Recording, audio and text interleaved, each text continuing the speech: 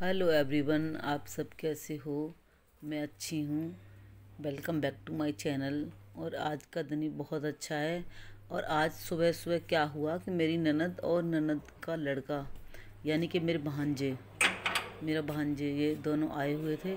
बहुत अच्छा लगा। ये लोग सुबह सुबह ही आ गए थे 9 बजे के करीब।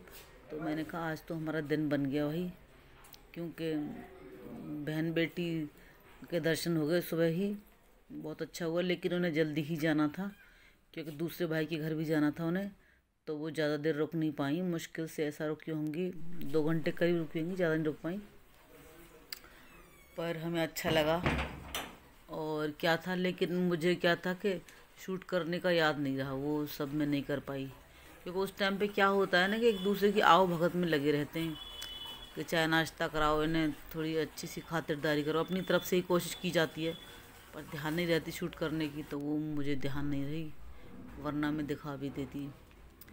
तो क्या हुआ फिर उसके बाद हम थोड़ी देर बैठे, हमने गपशप की और बहुत अच्छा लग रहा था, हंसी मजाक सब चल रही थी। तो आज एक और भी था। मेरे बिल्डिंग में कई दिनों से, क्या कहेंगे, हम कहेंगे कई महीनों से खटपट चल रही थी, यानी कि रिपेयर हो रही थी घर की। किसी ने ख़रीदा था घर, तो उनके यहाँ पे आज शुभ मुहूर्त था, मुहूर्त चल रहा था। तो उनकी हवन यज्ञ हो रहा था, उनकी आवाज़ें आ रही थी। बच्चे ऊपर नीचे हो रहे थे, उनके छोटे छोटे बच्चे थे जो, वो सब हो रहे थे। तो इस चक्कर में जहाँ मेरे कपड़े सूखते हैं वहाँ उन्होंने वो रख रखी थी, वो गैस चूल्हा सिलेंडर। तो मेरे कपड़े भी नहीं सुखा पाई थी वहाँ में। तो मैंने सोचा कि यहाँ जब मैं कपड़े इतनी जल्दी सुखा ही नहीं पाऊँगी तो अभी धोने की भी कोई जल्दी नहीं होनी चाहिए। तो मैंने काफ़ी टाइम के बाद, दोपहर बाद मैंने कपड़े धोए थे और अब इन्हें ला रही हूँ। मैं क्या करती हूँ, कपड़े धोने के बाद लेके आ जाती हूँ और दीवान के ऊपर रखने के बाद एक एक करके पहले उन्हें आराम से अलग अलग कर लेती हूँ। उससे क्या होता है कि सुखाने में बहुत आसानी होती है।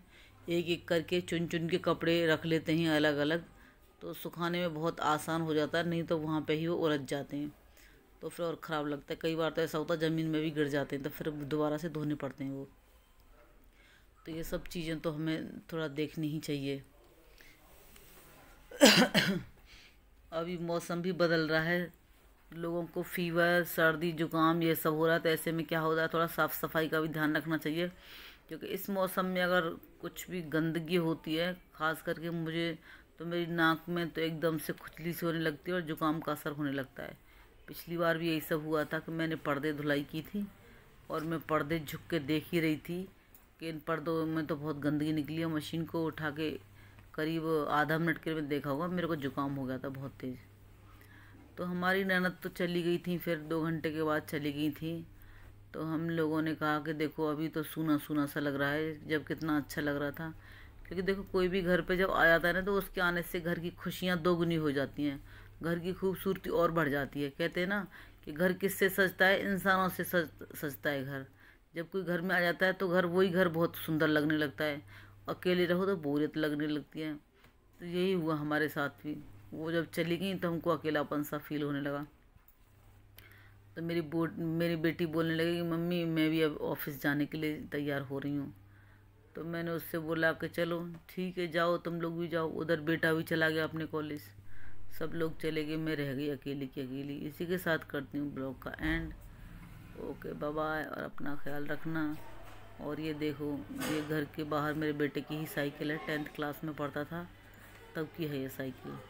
ये क्या है कि एल्युमिनियम की है, गियर वाली साइकिल है, तो इसे बेचने का मन भी नहीं करता। ये ऊपर की तरफ रास्ता जाता है, घर से ऊपर की तरफ फ्लैट में। Okay bye bye.